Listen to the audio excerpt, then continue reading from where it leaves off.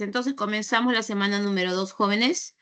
Bien, corresponde otra vez a la literatura griega, en este caso la épica griega, la Odisea y Edipo Rey. Ya, estamos 5 minutos. Ahí tienen ustedes el contenido para esta semana. Y vamos ahora a la épica griega. Pero para ello vamos a recordar algunos aspectos importantes que se vio la semana pasada. ¿Ya? Con respecto, ¿no?, a las características de ambas epopeyas, tanto Ilíada como Odisea. Van a coincidir en algunas cosas que habíamos mencionado. Con respecto, por ejemplo, a la cantidad de cantos. ¿Cuántos cantos tenía la Odisea, jóvenes? A ver, abra su micro o puede escribir. ¿Cuántos cantos tenía la Ilíada? Y eso también va a corresponder en coincidencia con la Odisea. A ver, ¿quién lo escribe? Luego, la figura literaria que va a predominar en la Ilíada también es una figura literaria que va a predominar en la Odisea. Muy bien, 24 cantos. Entonces, en aspectos generales, ambas epopeyas van a tener 24 cantos, van a tener la figura literaria llamada, a ver cuál es esa figura, a ver si recuerdan la clase anterior. Luego también va a coincidir que tienen un fondo común, solo un fondo común, que es la guerra de Troya, ¿no? En el caso de la Ilíada, habíamos dicho nosotros que solamente son los últimos 51 días del 10º año, ¿no? Solo para eso. Y en el tema de la Ilíada, ya alguien me puso cuál es la figura literaria, que ambas obras tienen, antes de comenzar con la Odisea. A ver, ¿cuál es esa figura literaria que predomina y que vamos a encontrarlo hasta la actualidad? Una figura que yo puedo decir, Aquiles, el de los pies ligeros. ¿Qué figura literaria es? ¿Alguien jóvenes? Nada. Hipérbole. No. Epíteto. El epíteto es la figura, muy bien, por ahí Alexia ya se acordó, es la figura literaria que predomina en ambas obras, Ilíada y Odisea. Fondo común, la guerra de Troya. En el caso de la Ilíada, el tema principal, ¿cuál era? La cólera de Aquiles, porque solamente es, ¿no?, los últimos 51 días del 10º año, ¿no? Es la molestia, la cólera, el fastidio que tiene Aquiles frente a la situación que está viviendo. Y termina con ¿qué? Con la muerte de Patroclo y la muerte de Héctor. Y terminó la Ilíada. Bien, ahora nos vamos nosotros jóvenes a la Odisea. Bien, vamos viendo acá algunas imágenes que les he puesto ahí solo para ir entendiendo los personajes y luego de eso vamos al argumento rápidamente. Bien, entonces, aquí vemos un personaje llamado Odiseo, de ahí viene el título de la obra Odisea, como también llamado Ulises, ¿no?, que es el nombre que también se le menciona en la guerra de Troya. Bien, él es rey de Ítaca, ¿no? Él va a ser solicitado, va a ser llamado por el ejército de los griegos para que participe en la guerra de Troya, de las cuales él va a ir a participar porque es un rey de la aristocracia, apoya la causa, ¿no?, en que ellos, los griegos, luchaban. Aquí tenemos otros dos personajes, Penélope, ¿no?, con su hijo pequeño llamado Telémaco, porque cuando Ulises se va a la guerra de Troya, Telémaco era un bebé, y aquí vamos a ver cómo ellos se despiden, ¿no? Es una escena ahí de una de las películas que también está en internet, ¿no? Pero que resulta, pues, que es una película que se acerca también bastante a algunas acciones de la propia obra. Bien, acá tenemos a otros personajes, en este caso he cogido aquí a la hechicera Circe, quien convierte pues a los hombres, ¿no?, en animales, que lo vamos a mencionar a continuación. Luego es una de las tantas aventuras, porque recuerden que la Odisea justamente es una obra de aventuras. Acá tenemos al cíclope Polifemo, que es hijo de Poseidón, ¿no? Y aquí lo vemos ahí comiéndose a los hombrecitos, de las cuales, por ejemplo, es una de las aventuras muy importantes en la Odisea, que se menciona mucho, porque Odiseo, ¿no?, le engaña al cíclope haciéndole creer que se llama nadie, ¿no? Y ahí viene toda una historia con respecto a esto.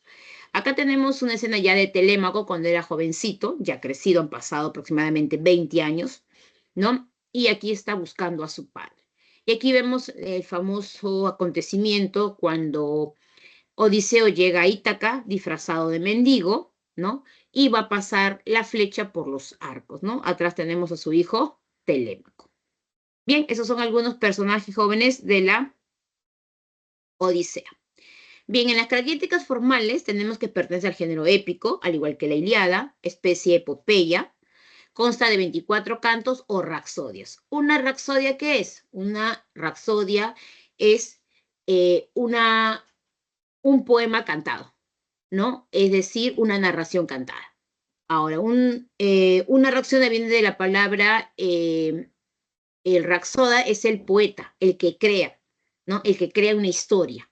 Por eso que a Homero se le decía Aeda, que es sinónimo de poeta, o también se le decía rapsoda, porque ha creado un poema. Crea y canta. De ahí viene, por eso que dice 24 cantos o rapsodias. Está compuesto por hexámetros, que es lo mismo que la Ilíada. Hexámetros quiere decir grupos de 6 versos. 6, 6, 6. Versos, porque como eran historias cantadas, eran escritas en verso, pero en esos tiempos los versos de aquella época, recuerden que era oral, eran versos extensos, 18, 16, 20 sílabas. Lo que para nosotros es prosa, para ellos era verso porque era cantado. Entonces, ambas obras tienen ese estilo, ¿no? Propio de la época. Estamos hablando de obras pues de la edad antigua, antes de Cristo y todo, ¿no? Bien, para los españoles, por ejemplo, decir hexámetros no es común. Para los españoles, el hexámetro es como decir sexteto, ¿no? Grupos de 6 versos, ¿no? Bien, vamos a ver el tema, que ya lo vamos a ir explicando conforme se explique el argumento. El tema es el retorno de Odiseo a su pueblo Ítaca, esto quiere decir después de la guerra de Troya, y el amor a su familia y a su padre. Bien, regreso ahora al argumento. Preguntas, dudas, pueden escribir por ahí, jóvenes. Ustedes en su separata guía tienen ahí el argumento de la Odisea, que es un poquito extenso. Bien, y tienen un tema y un comentario. Listo. Entonces, vamos a tener en cuenta, joven, algunos hechos importantes que yo voy a ir ampliando según también lo que está en tu separata, sobre todo nombres de personajes. Y esta es una historia muy peculiar. ¿Por qué? Porque, por ejemplo, la Ilíada es narrada de manera lineal, ¿no? Desde que raptan a Criseida, luego a Briseida, luego la muerte de Patroclo, luego Aquiles busca a Héctor y termina con los funerales. O sea, manera lineal, inicio a fin. Mientras que la Odisea es una historia que gira, es una historia que va a narrar acontecimientos ya pasados. A eso se le llama la técnica, acá se les voy a poner, en este caso es la técnica cíclica.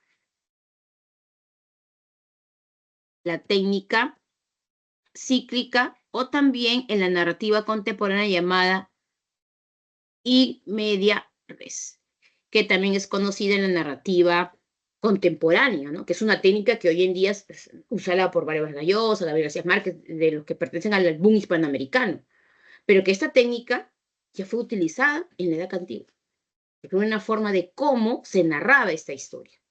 Esa es la única diferencia con la Ilíada. Después, casi tiene características muy formales, muy similares, ¿no?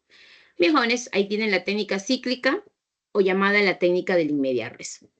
Bien, iniciamos entonces esta historia. La historia se inicia, jóvenes, cuando Odiseo se encuentra viviendo en la isla Ogygia. Ahí se encuentra viviendo en la isla Ogygia. Bien, en esa isla Ogygia, Odiseo, ¿sí? Vive con la ninfa Calixo, que es la hija, ¿no? De Zeus. Ella lo ha retenido a Ulises ahí, Odiseo, por 7 años, porque ella se ha enamorado de él. Después de muchas aventuras, Odiseo llega ahí, su barco naufraga allí y ella lo retiene porque se enamora de él y lo tiene ahí prácticamente preso. Entonces, Odiseo cada noche se iba, porque como vivía en una isla, a la parte alta de la montaña y se ponía a llorar. ¿Por qué? Porque Odiseo a quién extrañaba, a su esposa Penélope y a su hijo Telémaco y a su pueblo de Ítaca. Él quería regresar, pero no podía porque Calixto no le permitía. Ella le daba todo, le daba amor, cariño, mujer, todo lo que él quería. Él correspondía a eso, pero en su mente y en su corazón estaba su esposa y quería regresar, pero no había forma de convencer a Calixto. Así vivió 7 años. Atenea, que es la protectora, ¿no? En este caso de Odiseo y a la vez del ejército griego en la guerra de Troya, pues Atenea intercede, ¿no? Porque se da cuenta que Ulises sufre mucho, está sufriendo mucho, ¿no? Y entonces él le pide a Zeus que ordene a su hija que lo libere, que ella lo deje ir a Odiseo. Entonces Zeus ordena a Calixto que lo deje ir, porque no haya mucho tiempo, que vaya a su pueblo. Porque allá en su pueblo, en Ítaca, Penélope, por su lado, también sufría. porque ella tenía la esperanza de que Odiseo regrese, y no regresaba. Su hijo ya era un joven, casi 20 años, 10 años de guerra, más 10 años de que Ulises está fuera, ¿no? Después de la guerra de Troya, y está demorando en llegar.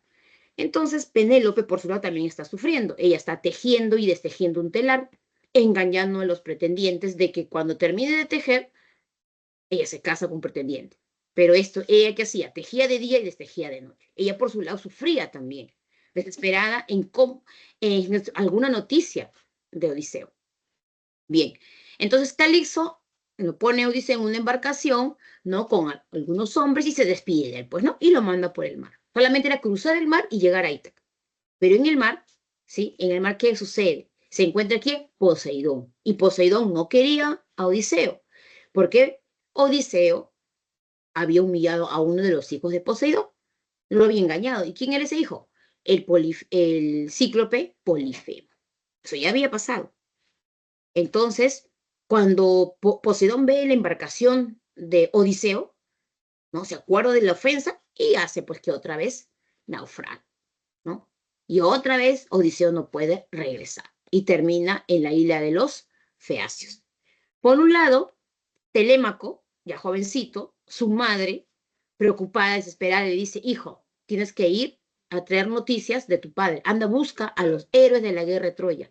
Ellos deben saber, ¿no? Atenea lo guía para que Telémaco busque a su padre. Telémaco se va a buscar a Agamenón, a Menelao, ¿no? A Néstor, y todos le dicen, oye, no, pero Odiseo hace más de 10 años ya debió regresar, ¿no? No, pero no llega, le dicen. Pero la guerra de Troya terminó hace mucho tiempo. Entonces todos le decían así y él estaba, pues, ¿no? No sabía qué hacer, buscando noticias, porque su madre estaba ya con un ultimátum, ¿no? Los pretendientes la acosaban, querían casarse con él, y todos eran amigos de Ulises, pues, ¿no? Todos querían casarse con y ser reyes de Ítaca. Entonces, cuando Poseidón hace que el barco naufrague, otra vez Ulises llega a la isla de los Feacios, otra isla, donde reina el rey Alcinó y su hija Náusica. Él llega ahí, todo llega solo, las criadas ven un hombre ahí tirado, entonces van a pedir ayuda a la princesa y Náusica manda a llevar. Pero lo ayudan, ¿por qué? Porque se dan cuenta de que ese hombre que ha naufragado no es cualquier hombre, es un hombre fuerte, aguerrido, sus pernas están casi limpias, casi desgarradas, pero limpias. Entonces, por eso que Náusica dice, este hombre no es cualquier hombre, no es un soldado, no es un mendigo, es alguien importante. Entonces, por esa razón, lo ayudan y lo llevan ante el rey. El rey, si no, también lo ve, lo ayuda, hace que se cambie, ¿no? Del frío, de los golpes. Ulises está un poco golpeado su cabeza, está desconcertado, no sabe dónde está. El rey se presenta, le dice, yo soy el rey Alcinó y ella es mi hija Náusica, ¿no? Usted ha llegado a la isla de los Feacios. ¿Usted quién es? Y Ulises confundido dice, bueno, no, yo iba a mi reino de Ítaca, estaba en una embarcación y Poseidón me atacó y no recuerdo más, no tengo hombres, ¿no? Y entonces, como que como estaba confundido, el rey Alcinó le llama a un criado y le dice, ven, toca tu instrumento para que este hombre como que no se relaje, recuerde algo. Y este hombre, ¿qué hace? Comienza a contar el final de la guerra de Troya, el caballo de Troya, y comienza a cantarlo. Y cuando Ulises escucha eso, se pone a llorar, entra en lágrimas, porque comienza a recordar cuál era su misión, su finalidad de llegar a Ítaca, y que él era el rey de Ítaca. Entonces, cuando él llora y recuerda, así no le dice, no me digas que tú eres el famoso Odiseo, el astuto Odiseo. Y Odiseo dice, sí, yo soy el rey de Ítaca. Y todo el mundo hablaba de ti, todo el mundo te buscaba y has llegado acá a mi isla. Cuéntame, ¿por qué no has regresado? Y ahí Odiseo, ¿qué hace? Comienza a contar todas sus aventuras. La de y los lotófagos, cuando sus soldados comían la flor de loto y perdían la memoria. El canto de las sirenas, cuando las sirenas engañaron a los hombres y se los llevaron. Cuando la hechicera Cisne convirtió a sus hombres en cerdo. Cuando el rey de los vientos le dio un óleo de vientos y los hombres lo abrieron y naufragaron. Cuando se enfrentó a Polifemo y así comienza a recordar sus aventuras. Cuando lucha con los monstruos, Eridia y Kai, ¿no? Y recuerda, y lloraba, pues, ¿no? Y entonces él le dice, ¿no? ¿Qué puedo hacer por ti? Le dice, ¿no? Quiero regresar a Ítaca. Todo esto fue escuchado por quién? Por Atenea. Y Atenea sufre, le dice a Zeus, mira, cómo sufre Ulises, ya es hora, y dile a tu hermano, a Poseidón, que lo deje pasar. Porque allá en Ítaca están que se matan, la gente está muriendo porque esperan al rey. Y bueno, Zeus ordena le dice a Poseidón que ya pues no, que lo deje pasar, que es mucho tiempo. Entonces el rey Alcinón lo marca a Ulises con hombres, ¿no? Con comida para que cruce el mar. Y en este caso, ahora sí, cruza el mar, ¿no? Y ya Poseidón no interviene, porque Zeus le ordena. Y así Odiseo llega a Ítaca. Bien, pero no es fácil llegar a Ítaca, han pasado 20 años. Penélope ya pasó, su hijo ya es grande, Penélope para reconocerlo va a ser muy difícil, y la gente también, nadie puede llegar y decir yo soy Odiseo, nadie te va a creer. Es ahí donde Atenea dice pues que él tiene que llegar disfrazado de mendigo, de anciano, para que cuando se presente pueda ser ¿no? reconocido. Para esto, Telémaco ya regresaba, ¿no? Trayendo noticias. ¿Por qué? Porque Atenea lo busca a Telémaco, ¿no? Y lo manda de regreso porque le dice a Telémaco, tu padre está de regreso. Entonces llega Odiseo a Ítaca, disfrazado de mendigo, y llega Telémaco, ¿no? Entonces cuando llega Odiseo, va a ser reconocido por su nana. Su nana es Euriclea, ¿no? Y Euriclea lo reconoce porque lo había criado a Odiseo. Y lo reconoce, ¿no? Rey de Ítaca. Y ella le dice, no digas nada, ¿no? Tengo que entrar al palacio. Su perro Argos, tenía un perro, una mascota que ya estaba, pues, imagínese, 20 años ahí, perro ya enfermo, viejito, lo reconoce también y se muere de la impresión, así dice el texto, ¿no? Lo vio, se emocionó y se murió, porque estaba viejito ya, ¿no? Luego manda a llamar a un pastor Eumeo, que también lo reconoce a Ulises, porque era su pastor que no se encargaba de en trabajar en el palacio, y en eso llega Telémaco, y Telémaco obviamente con la interferencia de Atenea le dice pues que ese hombre es su padre, y que tiene que al contrario ayudar y llevarlo al palacio. Para esto, para esto, Penélope en el palacio, ya los hombres le habían descubierto eso del telar, ¿no? De tejer, ya le habían descubierto su mentira. Le dijeron a Penélope un ultimátum, ¿no? Que Penélope ponga la condición y se case con alguien de ellos. Entonces ella lo único que hizo, dando tiempo que su hijo regresara, él les pidió a los hombres, les dio un arco de una flecha y que pasaran el arco por 12 agujeros, ¿no? Círculos. Entonces, y dando tiempo que regrese Telémaco, ¿no? Ninguno de ellos, de los pretendientes, había podido pasar y estaban molestos. Dijeron, bueno, no hemos podido pasar, entonces ahora luchemos entre nosotros y quien viva, porque todos iban a matar, se casa con Penélope. Y Penélope desesperada, ¿no? O sea, preocupada porque ya no sabía qué hacer, ya, y Telémaco no regresaba. En eso Telémaco entra al palacio desesperado, corriendo apurado, ¿no? Apoyado por Atenea. Y entonces entra con este anciano, ¿no? Y todos se burlan, le dice, ¿no? Madre, madre, espérate, tengo noticias de mi padre. Y todo el mundo se queda ahí sordo, mirando, ¿qué pasó? ¿Cuál es una Madre, madre, le dice, sí tengo noticias, pero primero tienes que dejar pasar a este anciano. Hijo, le dice, ¿no? ¿Cuál es la noticia? Dime dónde está tu padre. Pero no, le dice, primero tienes que dejar que este anciano, ¿cuál ha sido tu prueba? Que pase el arco por las flechas por estos arcos. Ya, entonces hazle que pase la prueba. Porque Telémaco y Penélope, ¿no? Sobre todo Penélope, sabía que el único que podía usar ese arco era Odiseo, y el único que podía pasar, ¿no? Por eso ya lo hizo, porque sabía que ningún hombre lo podía hacer. Entonces, este anciano pasa, ¿no? Y todos los hombres se molestan, diciendo, ¿cómo es posible que este anciano quiera ser rey, pretenda ser rey? Se burlan de él, lo humillan, lo empujan, ¿no? Y Telémaco, pues siendo el hijo del príncipe, dice, no, mi madre ha dado la opción de que este hombre lo haga. Y si esto me lo puede pasar, se casa con él. Entonces los hombres no querían, pero como la reina lo había dicho, le dan el arco y la flecha. Obviamente era de Ulises, pues, ¿no? Y Ulises pasa y todos se quedan asombrados, absortos, no pueden creer y es más, lo quieren matar, pues, ¿no? Porque dicen que no puede ser que un anciano, un mendigo, sea el rey de Ítaca y ellos que han luchado por tanto tiempo. Y bueno, finalmente es ahí donde Odiseo se presenta, que él es Odiseo, ¿no? Y todos se quedan absortos, no lo creen y comienzan a atacarlo, ¿no? Y viene la pelea, ya la lucha final entre Odiseo y, ayudado por su hijo Telémaco, cierran las puertas del palacio y comienzan a pelear con los pretendientes. Para esto Penélope, ¿no?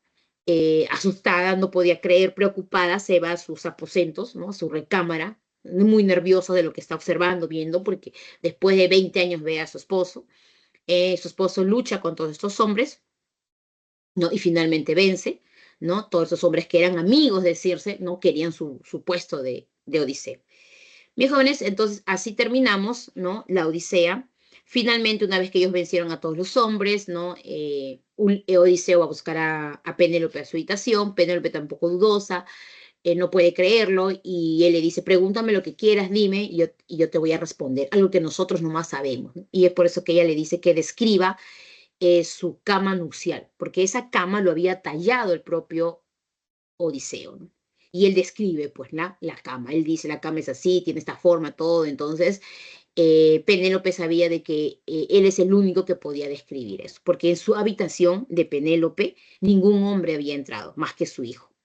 Por eso que a Penélope joven se le considera la mujer más fiel del mundo. Esperó a Odiseo 20 años de su vida, sin estar con ningún otro hombre, ¿no? Entonces, imagínense, 20 años de esperar, 10 años de guerra, más 10 años de las aventuras, ¿no? 20 años, hasta que finalmente Odiseo regresa, se reencuentra con su familia y con sus hijos. Por eso que la técnica es cíclica, porque en una parte medial se cuentan las aventuras ya pasadas, ¿no? Y él va contando y recordando. Bien, jóvenes, ahí tenemos el argumento, ya les presenté los personajes. Bien, y aquí están los rasgos formales, por eso que el tema es el retorno de Odiseo.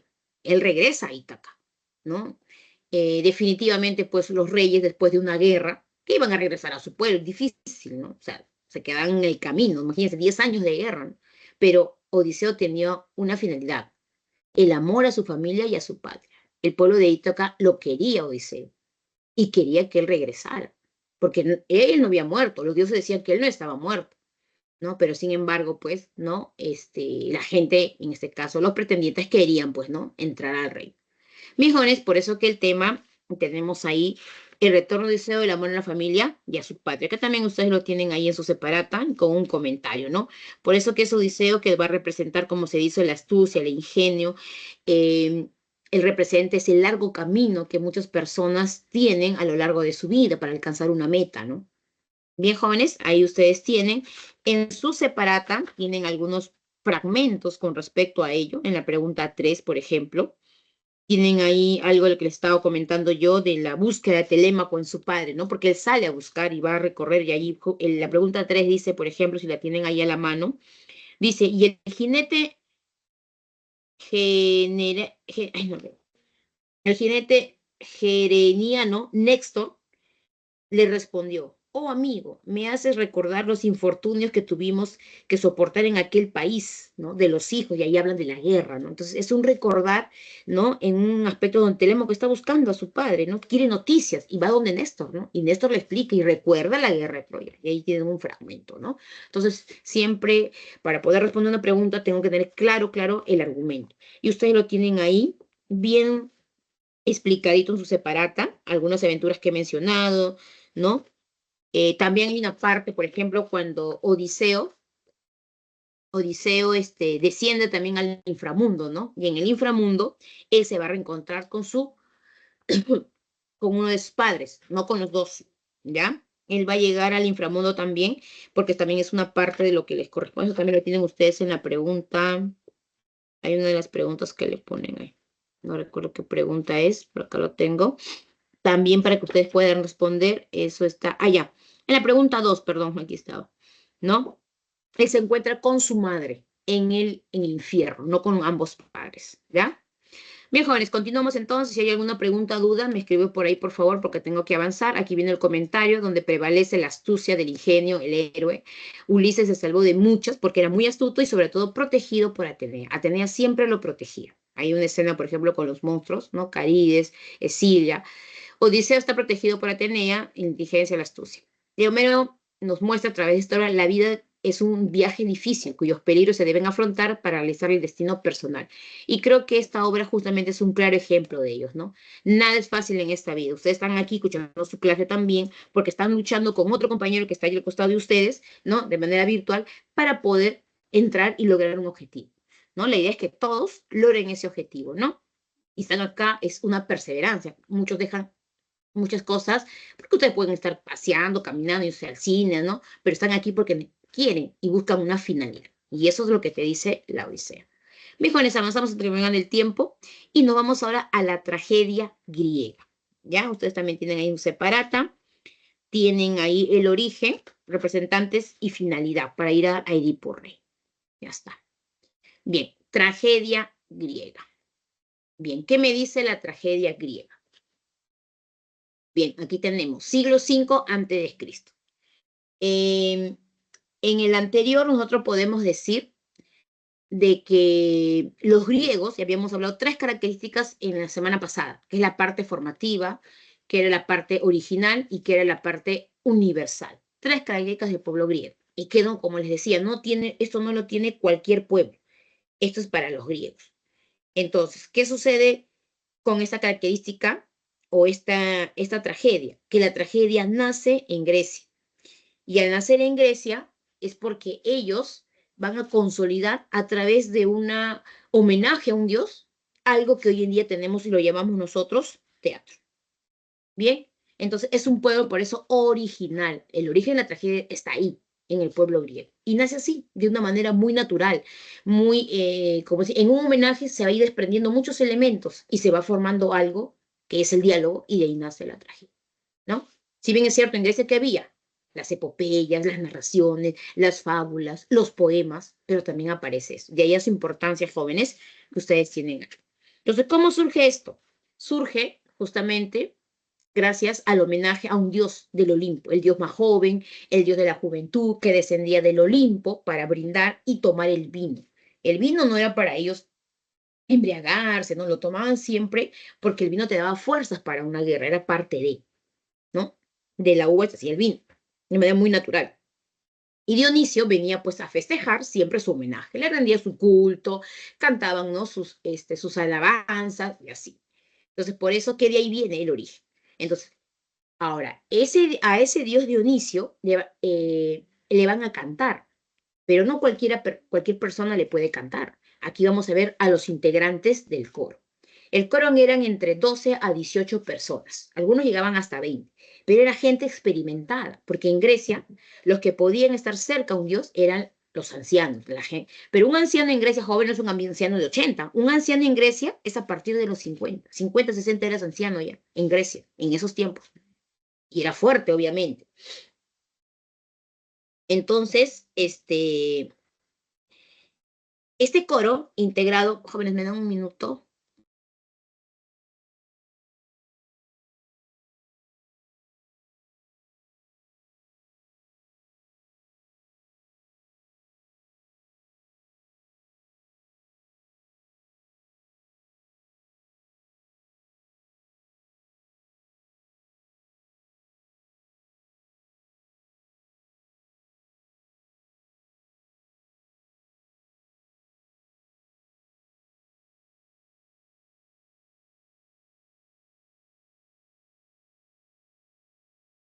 Ya.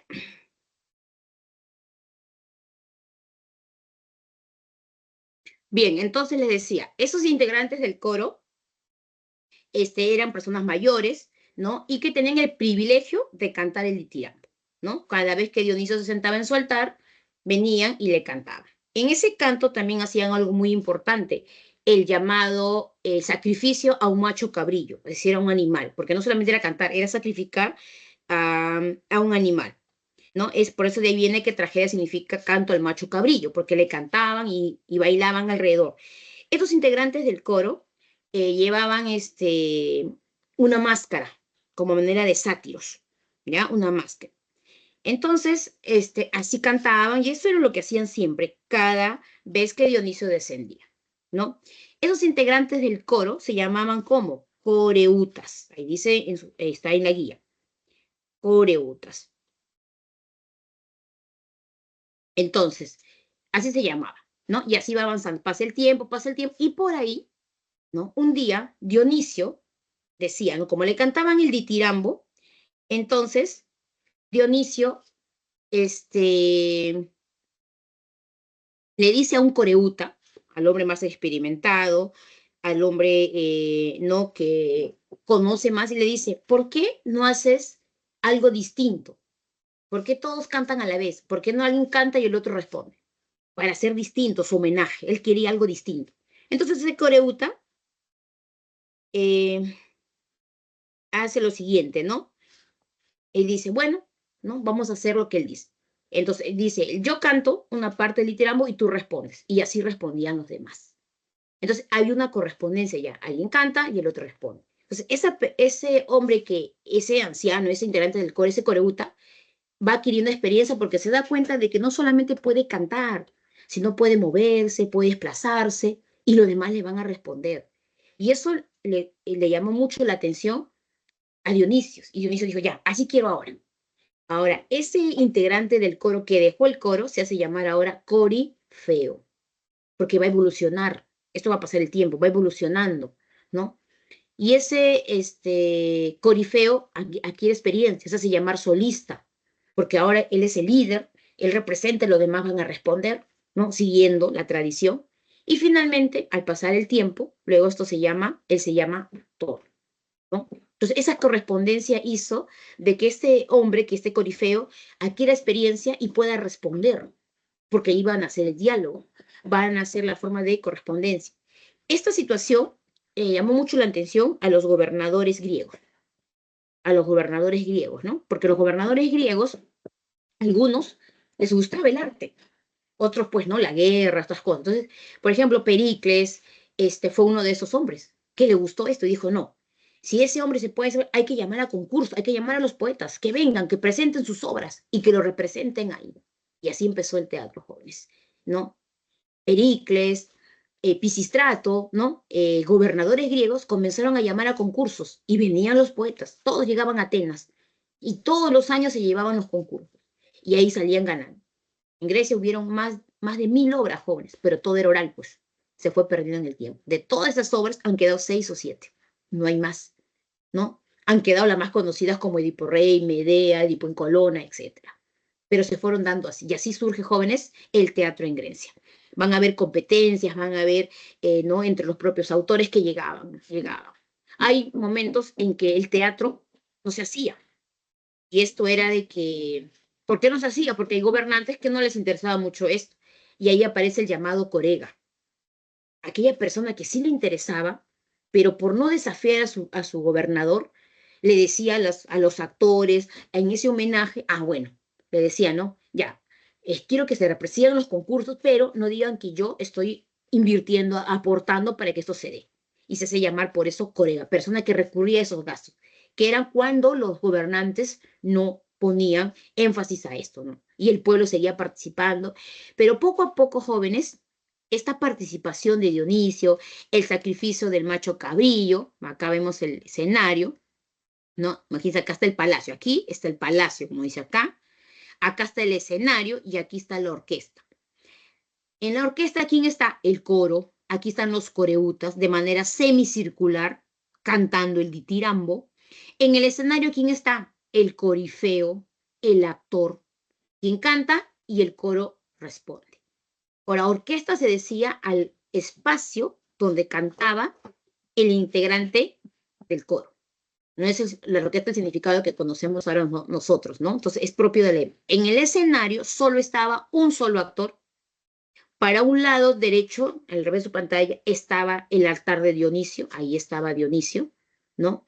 Frente a Dionisio, el macho cabrillo. Y en la espalda, donde se llaman palacio, era el lugar donde se representaban las escenas trágicas. Porque para el pueblo griego, representar una escena trágica en el escenario causaba una conmoción psicológica. El pueblo se asustaba, el pueblo lloraba, el pueblo vivía la situación que se representaba. Para Aristóteles, esto se llama catarsis, ¿no? Porque el pueblo, ¿qué pasa? ¿El pueblo dónde se encontraba? Aquí en las gradas. Estas son las graderías. Ahí se encontraba el pueblo, sentado en esas graderías, ¿no? Entonces, esta situación se va a ir dando, ¿no? Y poco a poco Dionisio va a pasar, ¿no? A un lado, hasta que desaparece su homenaje, porque ahora se centran en el teatro, ¿no? Se centran ya en la acción trágica, ¿ya? Bien,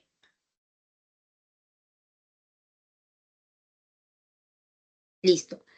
Ahora, regresamos aquí. No, está bien acá. Los actores se usaban máscaras y disfraces, eso es lo que yo les decía, que sí es cierto, usaban máscaras y disfraces, porque los integrantes del coro usaban esas máscaras especie de sátiros, porque justamente le rendían homenaje a un macho cabrillo, ¿no? Se alternaban las partes cantadas y recitadas. No se representaban escenas violentas delante del público, lo que le acabo de decir. Todas las escenas violentas. Por ejemplo, en el caso de Edipo Rey, cuando Edipo se saca los ojos, o Yocasta se ahorca, lo hacen dentro del palacio, solo se escucha lo que habla. Edipo sale sin ojos y dice, ¿no? Lo que ha hecho su madre y lo que va a hacer él. Esas escenas no se dan porque justamente se genera la catarsis, ¿no? Que es la finalidad del teatro.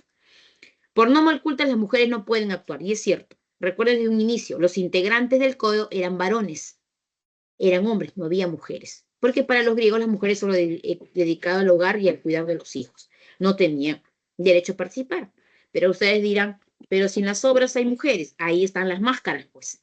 Los hombres usaban máscaras con trenzas, con cabellos, y así representaban a las mujeres, porque en las obras hay mujeres.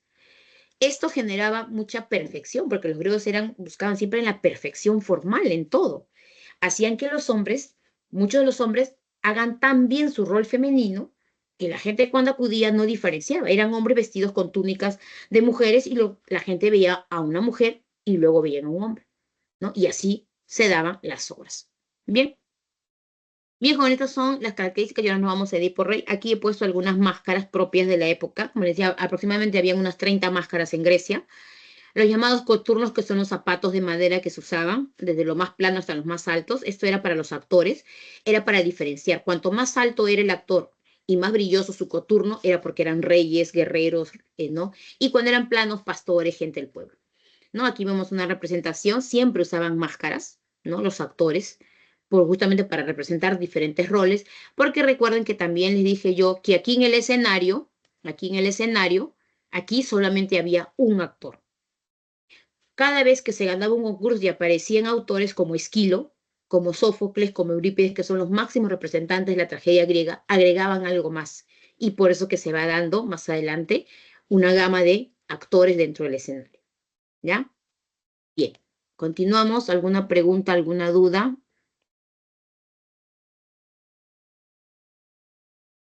¿Todo está claro, chicos? ¿Están ahí? Y ya estoy acá y...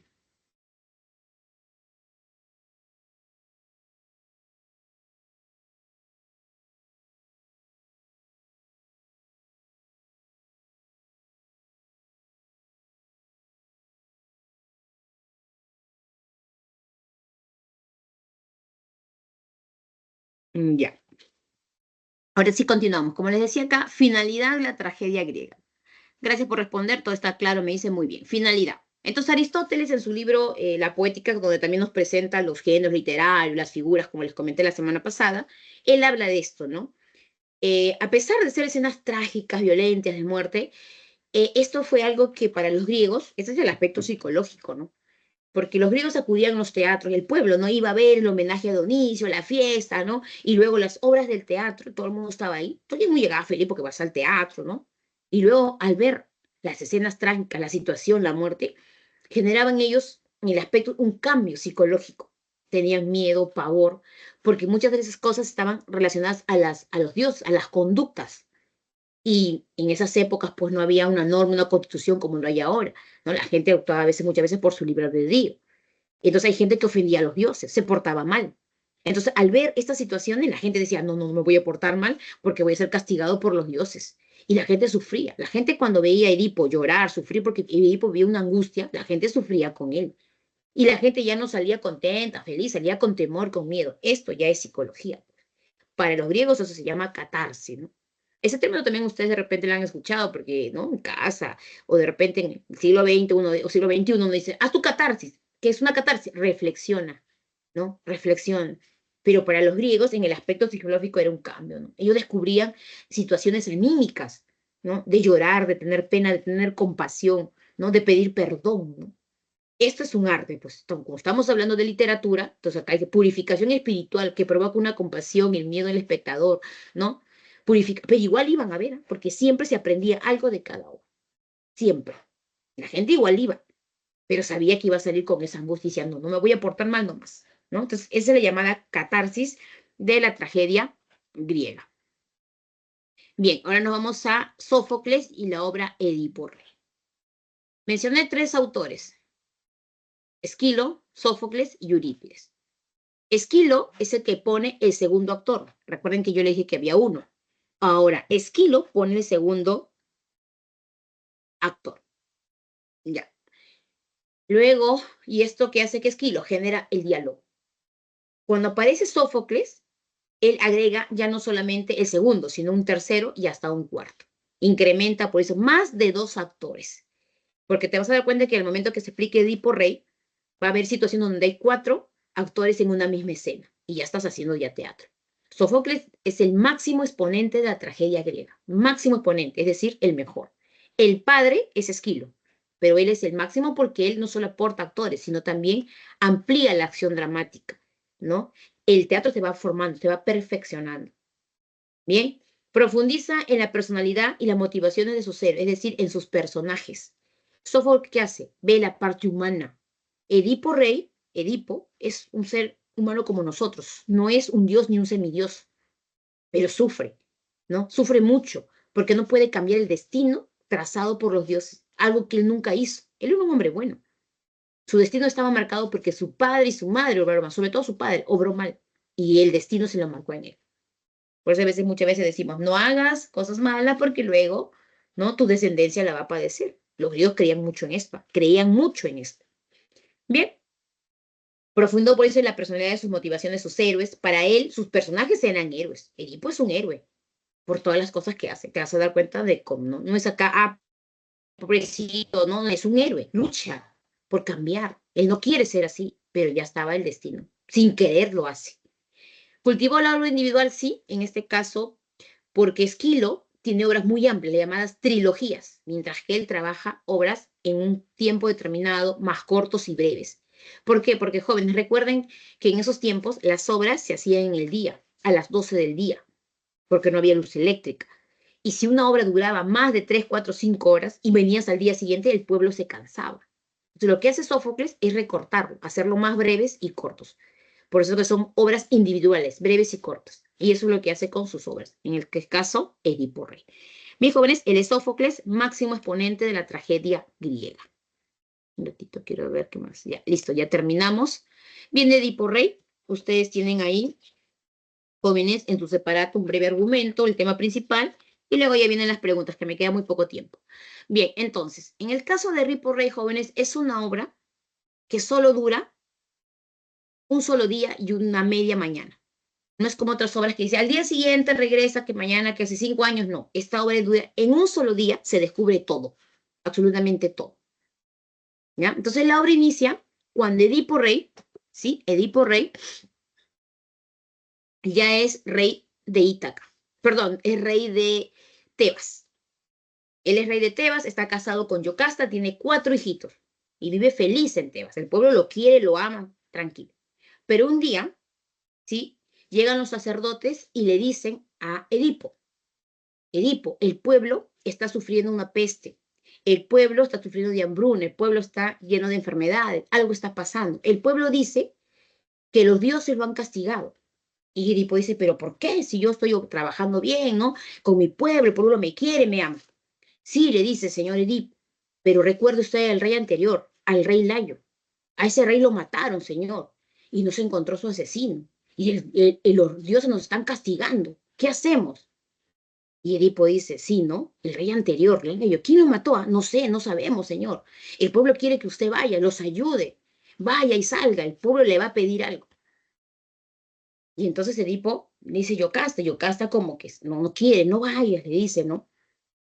Entonces, pero Edipo sale frente al palacio y le dice, pueblo mío, ¿no? Aclama, la gente lo aplaude, lo ovaciona, Edipo todo felices. Y uno del pueblo, dirigido por los sacerdotes, le dice, señor Edipo, le dice, no, rey de Tebas, tú que nos has salvado ya de una peste anterior, de una maldición, queremos que encuentres al asesino de Layo, porque por ese asesino, la persona que lo mató, los dioses nos están castigando, estamos sufriendo, por favor, haga por nosotros esto. Y Edipo les promete, sí, voy a traer al rey, lo voy a conseguir al asesino del rey Layo y lo voy a traer acá para que ustedes lo juzguen. Y les promete. Y luego regresa al palacio, entra y le dice ahora a los sacerdotes, ¿y cómo lo encuentro? ¿Qué hago? ¿Qué pasó ese día? Yocasta, ven, cuéntame. Yocasta no quería, ¿no? Contar. Lo llama su cuñado y a la vez su tío, ¿no? Cleonte. Le dice, Cleonte, ven, cuéntame, ¿qué pasó? Anda, pregunta al oráculo, le dice. Y Cleonte le dice, tú eres el rey Edipo. ¿Cómo yo voy a preguntar? El oráculo no me va a decir a mí. Pero te estoy mandando, te estoy ordenando, anda tú. Yo tengo que, aquí, encontrar la verdad. Bueno, iré, pues le dice, ¿no? A preguntar, pero tú debes hacer eso, le dice, ¿no? Porque tú eres el rey. Entonces la llama Yocasta, dice, Yocasta, dices, esposa mía, dime, ¿quién mató al rey Layo? Entonces Yocasta le dice, bueno, Edipo, ¿no? Acá me había olvidado, ahí era así. Entonces estamos acá. Entonces Yocasta le dice, bueno, te voy a contar. Dice, ¿no? Que un día el rey Layo estaba con su carruaje por el camino a Delfos y un hombre los atacó y los mató a todos y hubo un sobreviviente. No me acuerdo más, no quiero hablar más, decía Yocasta.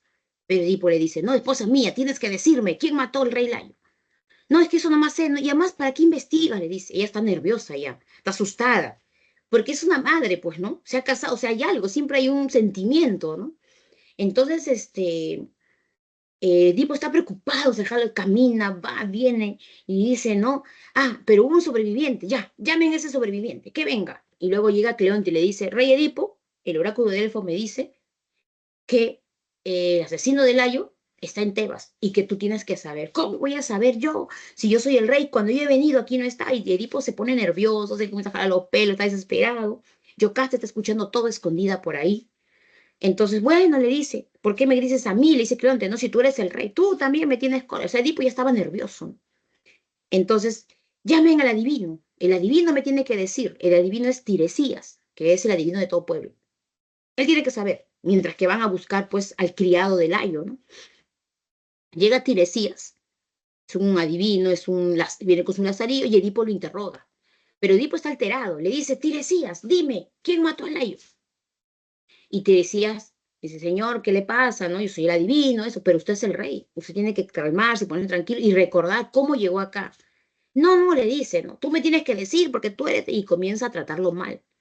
Y Tiresias se molesta, le dice, no te voy a decir, porque el rey, el asesino de Layo vive en el palacio.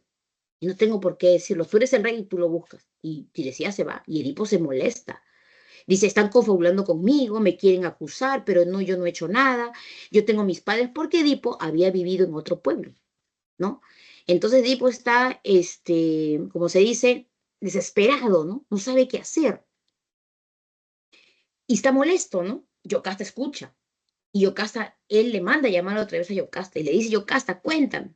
Y Yocasta le dice, no, ya te han contado, ya te han dicho, ¿para qué investigas? Ya no investigues, por favor. Ella llora.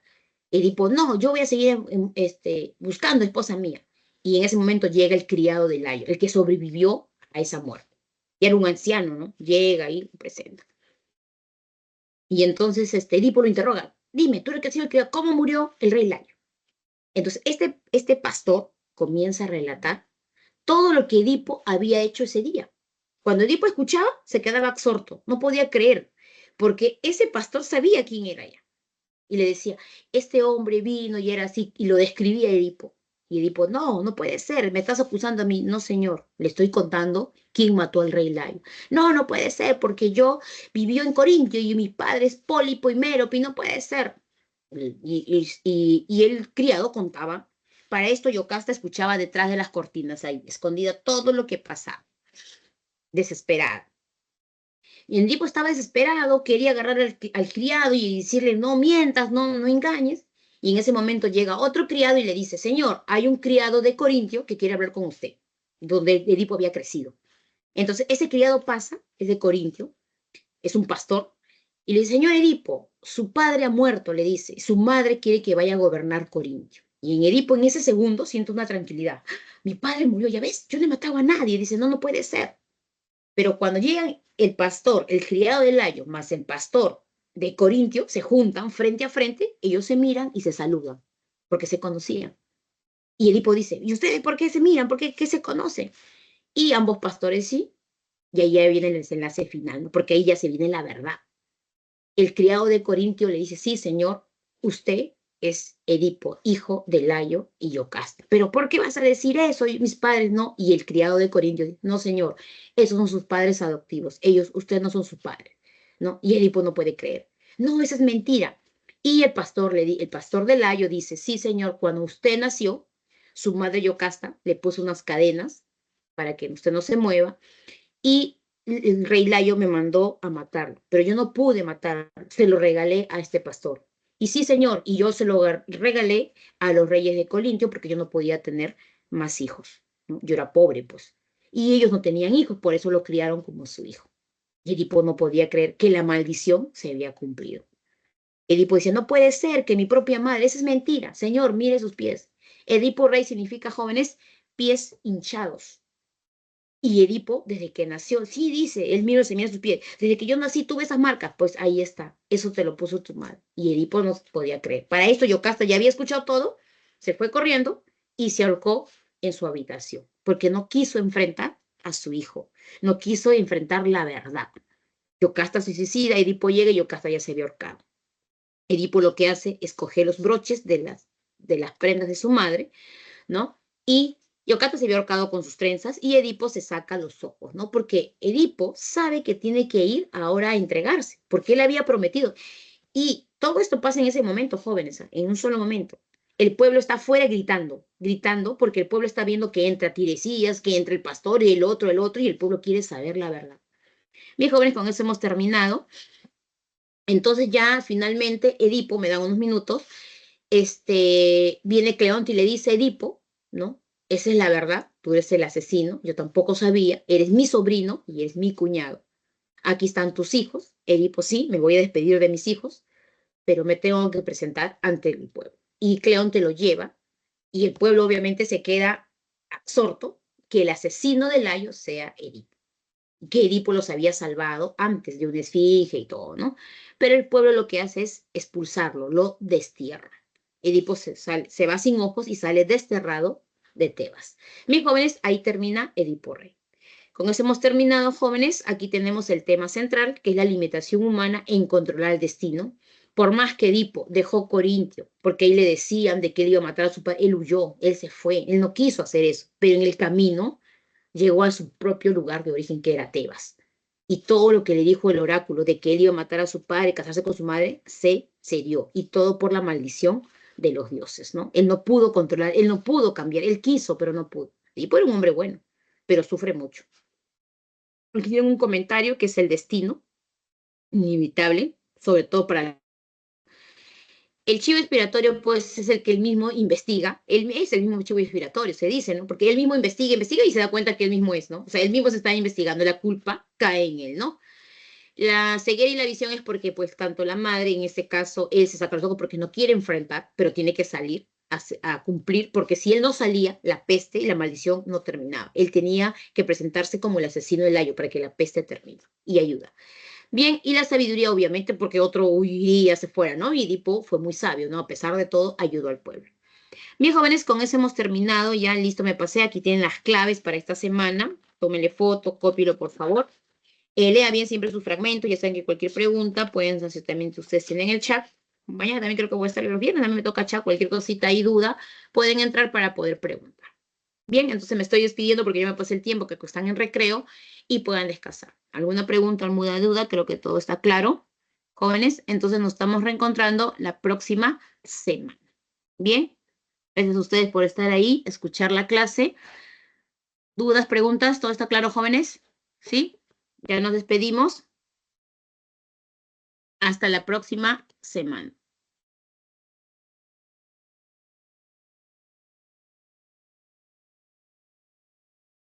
Bien, gracias, chicos. Si todo está claro, listo. Nos estamos reencontrando, copie sus claves y nos vemos la próxima semana.